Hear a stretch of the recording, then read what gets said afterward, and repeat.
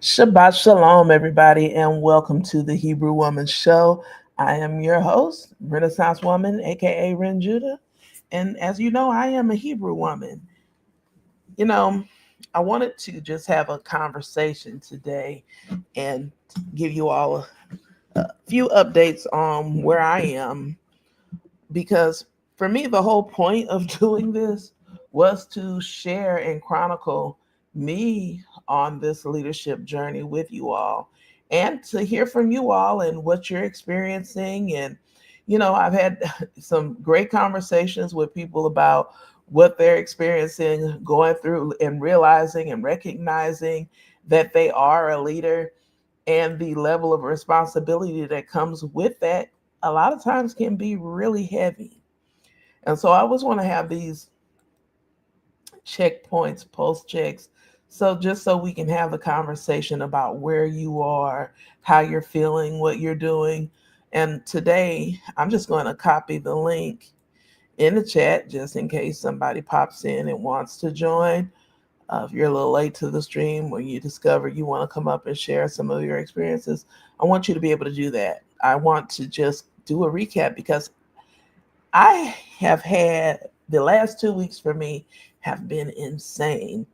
And then just, trying to keep up with all the things I have going on and dealing with workplace issues has been really, really taxing. I'm in two leadership programs. I am taking a photography class. And, I was doing these things because, sometimes I'll jump in and I want to just go, gadget, go, right? But I realized that, some I do too much. And so I will definitely say when I've completed these series of classes that I will slow down and do one thing at a time. I wanted to really, because I realized that, and it's not that the leadership classes are an issue because those are really enjoyable and I'm learning a lot. Not only am I learning a lot about leadership, because for me, in combination with the books that we're reading, it's like a compound effect. And each time, it's just like compounding interest, it's growing. And I'm enjoying that. However, in addition to the work and school situation, I feel a little bit stressed. And I think some of the work the stress from work is going to abate here, and if only just for a moment, it'll be good to get a little bit of a reprieve. So we are doing the Feast of Dedication, Feast of Tabernacles. Those of you who, Feast of Tabernacles in Gathering. For those of you, some of you may be doing it as well, and I am really taking the rest of my weekend to relax and enjoy. So, but I did want to share a few thoughts with you all about where I am right now. I'm telling you, this last week has been hectic for me. I've had a keloid removed. I had just so many different things on my plate that it's just nice to just come and I think sometimes just have conversations about where you are in the process. So today I will be doing later on my Clifton Strengths report because I did do share my screen with you all to show you guys because I really think it's important if you're on a leadership journey that you take a look at participating. So this is the Clifton Strengths Report Gallup. It's a discover your talents. It's an assessment that you can do while you're in a leadership journey to help you know what your strengths and your weaknesses are. And I can say that and here is, and I'll show you this other one. This is the other one. This one I did do. I have completed this one. If I can get this one to stop. Here we go. I completed this one. This is a EQI rep, report as well. And it was really helpful to me. And I can say helpful in a way that, you know, I learned some things about myself that were not surprising. However, in a way, it was a little surprising. So this is the um, assessment that I did here. And this lady is really dynamic. She came and spoke to our group, and she talks about the power of paradox here and what they deliver here. If you want the links to these two sites if you don't have them, I strongly recommend that you do them. So my well-being report and assessment really just showed me where I am and how I show up as a leader to my team. And it was really revealing, and just how when I lose my temper, how I can just let everything just kind of fall to the wayside, I would say. And so, and I know me, I kind of, once you make me mad, I go in and I'll go all the way in. I mean, I'm like Chris Hayes, I'm all in. And so just to be able to see that this generator was able to give me these points, and let's see if I can just go through one of them really quick here, because just to, and it's like, you know, these things about yourself, but when you have a chance to, let me just show you. um, Here I am on my screen.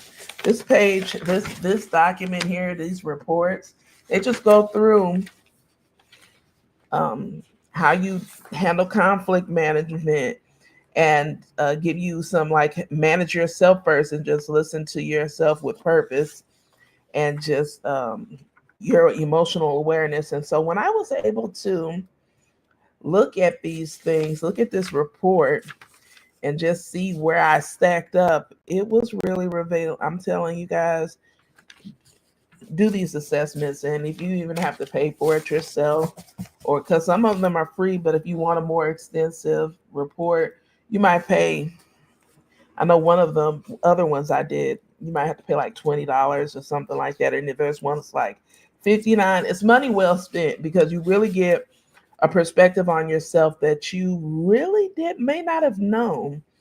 And I actually scored mid-range for happiness, which I think that makes sense. That makes sense to me, because I think I'm a fairly upbeat person. As long as I'm not being bothered, I tend to be a happy worker. You know, I like what I do. I enjoy being able to create content, and I get to do that at work. So I enjoy that. And I'm curious. I'm naturally curious. So there are just different ins and out of the job that I enjoy diving into. I'm one of those people that like to deep dive into things. And so if you have the time, I strongly recommend you take these assessments. And if you need the links, just shoot me an email. Let me drop the email here at sister7@gmail.com. And as always, you can always send us questions. You can send us issues that you'd like to see us discuss, and we will be happy to cover those for you. So as always, I will do my intro here and talk about the purpose of this channel. The purpose of this channel is for us to explore our biblical principles. Okay. 2 Corinthians 13:5 says, examine yourselves, examine your own selves, whether you be in the faith, prove your own selves. Know ye not your own selves how Christ is in you, except ye be reprobates. And so, Lord knows we don't want to be reprobates here. We strive to be women of Titus. Titus 2:1 tells us how we should be behaving, and what behavior as someone who is trying to be holy should be exhibiting. And if you haven't read Titus 2:1, I suggest you go do that, because and not just read it, but actually meditate on the qualities that being sober, grave, temperate, sound in faith. What does that mean? And one day, like I said, soon, we're going to actually dive into these, in charity, in patience. And, that's what he's saying to the men. But again, the aged women likewise. And that we become a behavior that becometh holiness, not false accusers, not given to too much wine, teachers of good things. And that's what you want to do. Nobody is out here trying to teach their children or anybody else that is under their tutelage bad things. Okay. So it's just something to think about. We are here to train ourselves to think biblically, not emotionally. And that's not to say that we don't have emotions, but we are striving to work on our emotional intelligence, so that when we do act, we know what we're feeling, and we are moving wisely. So I was just watching a video, because right now I'm reading The Wisdom of No Escape by Pema Chodron. And it's funny because I don't particularly care for female children. However, I am a person who I will read things by people I don't like. And I have to say, her books are really insightful. I think they, as a person of faith, give you an insight into prayer and meditation. Well, for in this case, just meditation. I think that Christians, other people who practice the faith, Israelites, Torah keepers, whatever you call yourself, Bible believers, we often don't teach prayer and meditation the way that um, other people do. And I think that's why our people are often easily influenced and, wooed into following something else, because it's like, oh, well, this is how they do it. But actually, this is how we do it too. We stop and reflect. And I think one of the things that people forget, and I can go line upon line and just show you how there is no conflict with self regulation and self awareness, because what did the Most High say? Be angry but sin not. So the whole point is to be aware of what you're feeling. It's not to deny it, it's not to fight it, right? Feel it, but make sure in feeling that you sin not. Okay, whatever you're feeling, happy, because there are people who overindulge when they're overly happy. Whatever you're feeling, just be aware and allow yourself to feel. I think we avoid feeling, and so we often overeat, we drink, we do drugs, we mess with people, we go online and we troll, or we just go do a bunch of things that are just, you might lose yourself in TV for several hours instead of doing something that's going to edify you. We want to escape. And sometimes the escape needs to be into your own self so that you can reflect and be aware. So this can also help you build up the discipline to be able to keep your emotions in check when you're responding to issues. Proverbs 11:14 says, where no counsel is, the people fall, but in the multitude of counselors there is safety.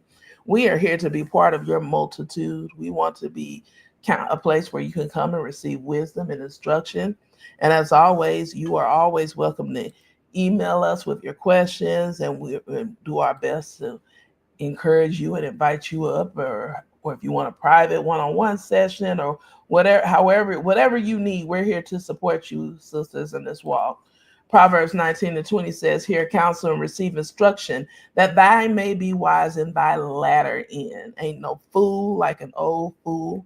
And we don't want to be old fools. We want to collect and absorb wisdom now. We want to start building our board of trustees, our board of elders, our board of directors right now. And I'm talking about your personal board.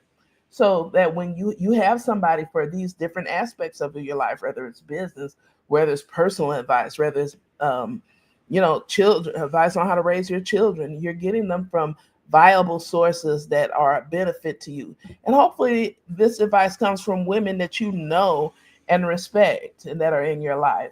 And so just to prove to the point, you are not meant to be alone. You are not meant to figure everything out alone, as we mentioned before.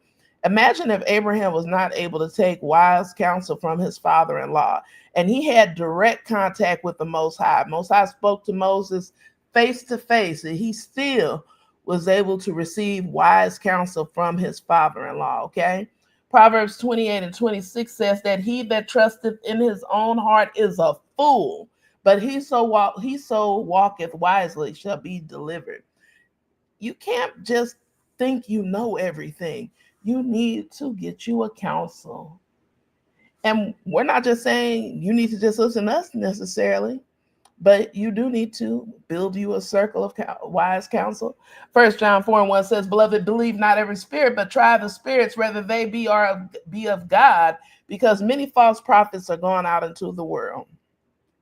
There are a lot of people out here lying and presenting themselves as the truth. All they do is tell the truth. They love the truth, and all they do is lie. I did a video not too long ago here this morning, and I posted it on the Renaissance Woman page about how Judge Faith and Kenny Lattimore, they're married, have done a video talking about how they had to mount a legal defense and investigation against a group of YouTubers who are slandering and besmirching their family name. Now, I have talked about this before because I do think that ethics and integrity is sorely lacking, not just in the social media space. I've noticed it shows up in the workspace, it shows up in local government, it's showing up in churches, it's showing up everywhere in every facet of our society because people have lost their way. I don't know when we have gotten away from teaching ethics and civics, but I do think that is something that we need to bring back, and we need to bring it back to the schools because we have a generation, we have generations. And when I say generation, I'm not just talking about this younger generation, because people like to think when you say this generation, you're talking about Gen Z. I'm talking about my generation and some of my parents' generation, Gen Z, Gen X, Gen whatever, whoever. We're talking about everybody that's alive on this planet right now. This generation of people have an integrity issue. We have a moral issue. And I used to say, I'm on the fence about it. I do think most people do know the difference between right and wrong, but I would always say we don't suffer from a moral dilemma. But I don't know. I'm starting to wonder about some of you. I'm really starting to believe that you now have done this so long that you believe your own bullshit. You really think that you have some type of moral high ground here when there's none righteous, no, not one. That's what Christ said. And if he said there's not any, I know there's not, and I include myself in that number. I have never wanted to be the type of person that was some type of holy roller that got on here telling people how awful they are and they were going to go to hell, because I remember, the older women in church doing that to people, and it was just always a turnoff to me, because to say that, it puts you in the position. As a matter of fact, I had pulled this and I cited this scripture on that video. If you go to the Renaissance Woman show, it's still up there. Luke 18:11. And oh, wait a minute. I did cite that one. Yes, here we go. The Pharisee stood and prayed thus with himself: God, I thank thee that I'm not as other men, extortioners, unjust, adulterers, or even as this publican. He looking at that dude over there. Oh, thank God I'm not like him. I fast twice in a week. I give tithes of all that I possess. And the publican standing far off would not lift so much as his eyes unto heaven, but smote upon his breast, saying, God, be merciful to me, a sinner. I tell you, this man went down to his house justified rather than the other. For everyone that exalteth himself shall be abased, and he that humble himself shall be exalted. So I'm always weary of people who just are tooting their own horn and just telling you how damn awesome they are, especially when it comes to being faithful and righteous. Because I know I just know we all have a hard road to hoe. Okay, so get yourself some wise counsel. Get some people around you who you can trust, that can help guide you, and that you're able to walk through things with. And make sure you're not standing in judgment and looking at people as if you are perfectly justified in spreading gossip and rumors, because it's different when you do it, right? Because you're just reporting the news, or you're just telling the truth. You don't know the truth. And I'm gonna tell you guys a couple of people who, in my estimation, that you should always avoid people who come to work, especially if you're new on the job and they don't even know you and they're already comfortable warning you off of certain people. Those are people who you want to avoid like the plague, because one thing is for sure, I would never tell anybody who they should and should not like, because just because I'm having this experience with this person does not mean you are going to have the same. You may all get together and make beautiful music. I don't know. And to be honest, I don't care. But I do know, for me, you talk about red flags, the person that comes in warning people off in the workspace, they're the most problematic people in the workspace. So that's just my 2 cents. So what do I know? Proverbs 29:18 says, where no vision is, the people perish. But he that keepeth the law is happy. Fear God and keep the commandments. If you just try to do the right thing, get out here and do the best that you can. I think that's the best that we can do. I think that is the most important thing that we can do. The least we can do is to do no harm. And in that vision, this is why this leadership journey is so important. Because as you take these Clifton Strengths Report or whatever EQI system you decide to use, it will give you insight into yourself and help you get organized and get ideas about how to get organized and create your own vision for yourself. Because if you don't have a vision, you will be like the children wandering around because you're not using your map. You have GPS, use it. And we always talk about our communication, how we should be speaking. Matthew 5:37 says, but let your communication be yea, yea, nay, nay. For whatsoever is more of this cometh evil. Listen, there are going to be times when your boss or whoever is going to come to you, your kids, and they're going to want things. Stop. Like, we really have to work on being more direct. And I have even seen being direct. I've had being direct weaponized against me. It's a kindness. Stop playing with people and just tell them yes or no, just like Christ says right here. Because anything else comes evil, confusion, chaos. Now people are talking and whispering behind. They're trying to figure out what you meant when all you had to do was be clear. Let your nay be nay and your yea be yea. Because Matthew 5:13, ye are the salt of the earth. But if the salt have lost its savor, wherewith shall it be salted? It is henceforth good for nothing but to be cast out and trodden under the foot of men. We are supposed to be the examples. We are supposed to be walking in faith, light, truth. And are you going to be perfect in doing this? No. And this is why I say I think when it comes to people faith, where we drop the ball is we give this illusion of, oh, it should look like this. And so now, and I know I heard it from my parents' generation, a lot of people, I'm not going to start serving the Lord until I get right. Well, honey, you will never go. You will never do it, because if you are waiting for some type of perfection to happen before you serve the true and living God, you are going to fail. You serve him now. You do it today, and he'll help you. Because what did they say?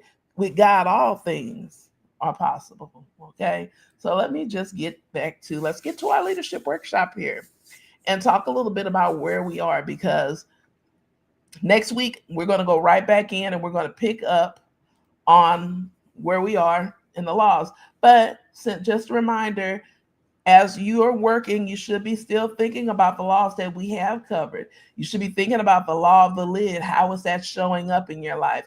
When did you realize during these last couple of weeks that you hit a lid? And I definitely have hit a lid and understood that I needed to do something to raise my lid. That is why I actively sought out leadership programs, because I realized, and books. We have so many books, guys. So we really need to go ahead and get through these 21 irrefutable laws of leadership. But I also don't want us to run through them where we're not reflecting and actually using the material. Law of influence. Have you thought about your sphere of influence? Have you thought about how you're affecting your team, your family, your friends? What does that look like? Leadership is about influence, not authority or position. Who did you influence this week? When are how are you influencing and impacting your children? Just think about that. How are you influencing the people around you? And for those of you who are walking in faith, who are you being a light for? Okay. Think about what happened over these last couple of weeks, little by little. Where did you see steady growth? Then, are you working on your daily disciplines? Do you have a daily ritual? What are you doing to help establish and make sure that you have good habits? So I want you to remember those things, and remember what Galatians 6:9 said. And let us not be weary in doing well, for in due season shall we reap if we faint not. So faint not, my friends. Just keep going, striving and doing the best that you can. Think about how you showed up this week. Think about how you show up when you enter rooms and what drives you. I had really, these last 2 weeks, like I said, have been rough for me. because I really had to take a hard look at myself and see how I was showing up. And I realized I didn't like what I saw. And I'm just like, hey, I was able to actually see it through the eyes of others. And I'm like, hey, this is how I look to other people. This looks a little messy. Okay. Real talk. Let's straighten this up. So I'm just right there with it. But let's talk about this ethical situation that I believe we are in. And I wanted to, before this is the reason why we're not diving right into the code of conduct, because that video, I mean, the 21 irrefutable laws of leadership, the video that I watched this morning really just, man, it really got me thinking about how we just don't have any care anymore about whether we're telling the truth. Even in our personal life, just unnecessary lying is just crazy. And so I just want to talk about the foundation of ethics, for us. You know, um, the Bible says the integrity of the upright guides them, but the crookedness of the treacherous destroys them. That's Proverbs 11:3. Ethics isn't optional. It's the compass for godly leadership. Okay, so if we really want to be walking this walk, we need to talk the talk, and we need to give the appearance and shun the appearance. We need to give the appearance of holiness and shun the appearance of evil. Okay, ethics at work. Proverbs 28:6 says, better is a poor man who walks in his integrity than a rich man who is crooked in all his ways. Influence without integrity is manipulation. When you watch these YouTube channels, it is your responsibility as a person who is going to carry on and disseminate the information and share the videos and then start doing content yourself and gossiping about what you saw. It is your responsibility to validate the information that you are sharing, to verify and make sure that you're not contributing to a hostile YouTube environment. And the same at work. Make sure you're not contributing to a hostile work environment because you have not verified the information that you are sharing. You're just sharing it because that's what I heard. That ruins your reputation. And sometimes more so than the person whose reputation you're trying to harm, because you sound like a bitter shrew. Why don't you just tell everybody you're just jealous and you hate the person without a cause? You're just like modern day Pharisees. A lot of you hate people. You hate to see people do well. And you are so wicked that you want to destroy them because they are sitting in a seat that you feel that they don't belong to. But you don't know what they went through to get there. You don't know what the Most High blessed them with today, but you have a spirit of ugliness. You have a spirit of hatefulness upon you that you just cannot wish anybody well. You just can't say good job. Or are you mad because you've been there 15, 20 years, 10 years, 5 years, and this person got promoted and you did not? I say that if that is the case, you need to do Phil Collins and take a look at yourself. Take a look at me now, looking ass. You need to look at yourself. Why would somebody off the street be able to come and take what you think is yours? If it was yours, you would have had it. They wouldn't have been able to come in and take it from you. Examine yourself. Okay? I mean, the nerve of some of you all. Let's talk about it. When you have ethics, you move with integrity, honesty, fidelity. You keep things confidential.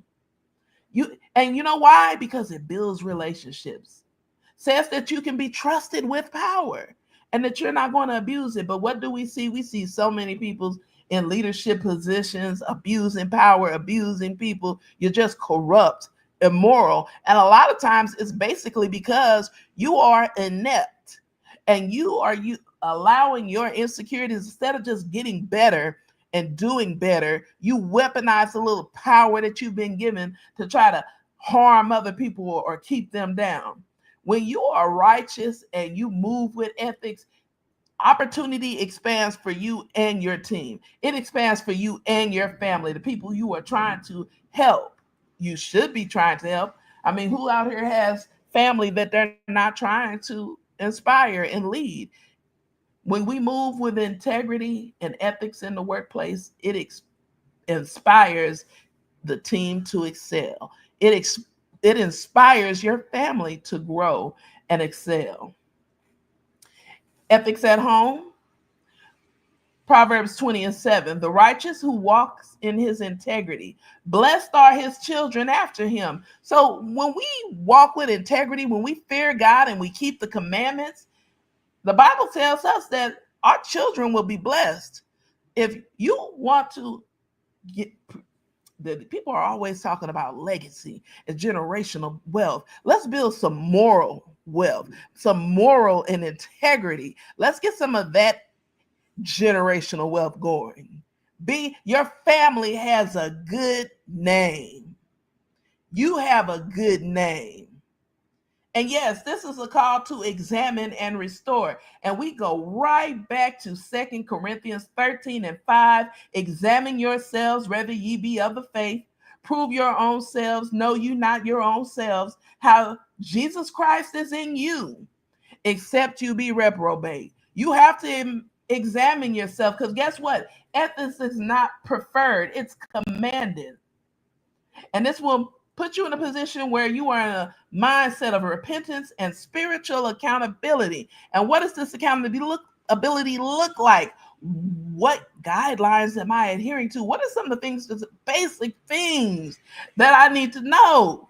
Because Proverbs 6:16-19 lays it out plainly. Like, if you want to know what behavior to avoid, to keep the Elohim of Israel from looking at you as an accursed thing, there are 6 things that the Lord hates, 7 that are an abomination to him: haughty eyes, a lying tongue, and a hand that sheds innocent blood, a heart that devises wicked plans, feet that haste to run to evil, a false witness who breathes out lies, and one who sows discord among brethren.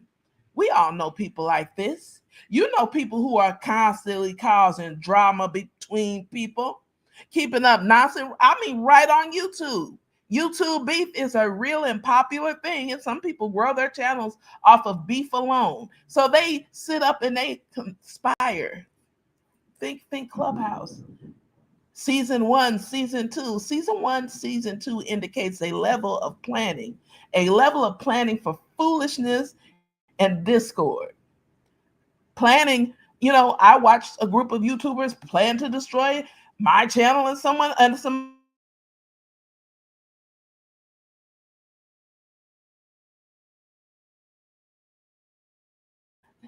and know that this is something that God hates. A heart that devises wicked plans. They had a day where they thought it was just big fun to come and make like what they did was perfectly acceptable with all these witnesses, and then you turn only to find that the witnesses are lying. Some people do that in the workplace. I've witnessed it in the workplace, conspiring to get people fired. Just nonsense, foolishness. It says here that God hates a lying tongue. So I know I do my best not to tell a lie. And I'm not going to say I don't lie, because I really, if we just are keeping it a bean, sometimes it might be a little white lie. If somebody asks you how you're doing awful, and you say fine. That's kind of not true. Okay. So we really need to be faithful and watchful of our words. Okay. Because we don't want to be something that God hates. If you're a person, you're getting up on here, you're puffed up, you're prideful, you're haughty. I saw a video that Super Sly did, commenting on Anton Daniels complaining that he wasn't invited to a community event. And it was really striking to me, because, somebody who is actually out here working in the community because of what I do for a living. And I see so many people in these non-for-profit organizations out here on the ground, boots on the ground, putting in the work, and they are being recognized, and they are being invited to the type of events that he is talking to. And so his outrage over not being acknowledged, when you're not outside, you're sitting on YouTube.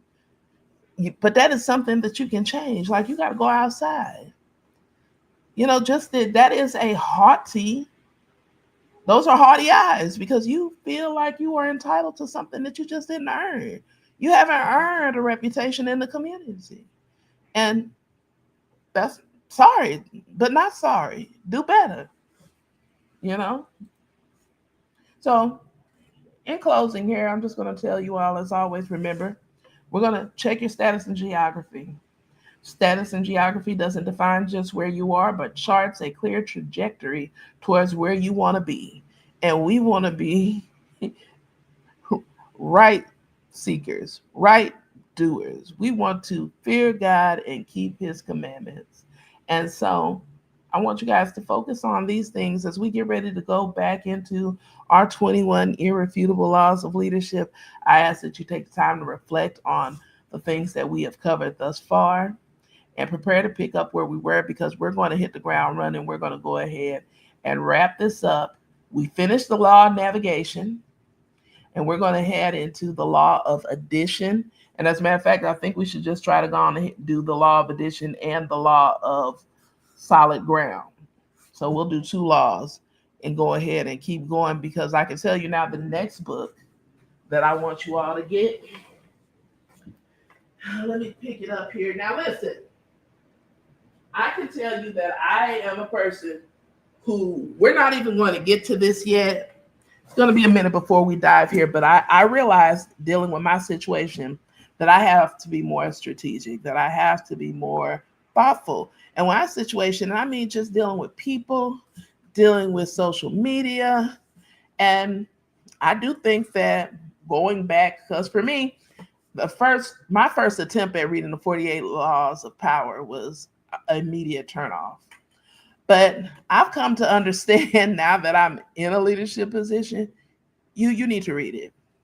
Because while you may not like it or think that way, you're dealing with people are ruthless out here and they're not playing any games.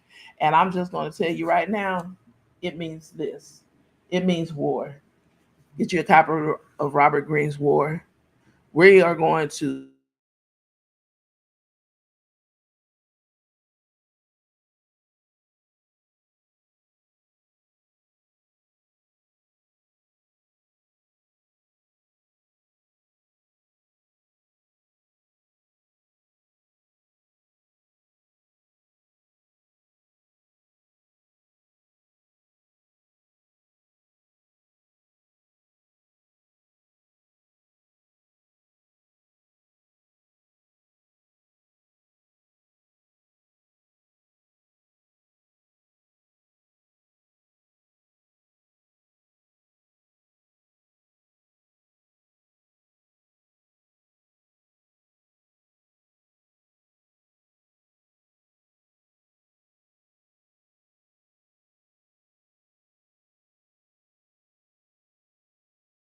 I don't know how I got muted here, but anyway, I was just saying, even Robert Greene said that people who were using the 48 Laws of Power in the way that it's being used, the book was never meant for that.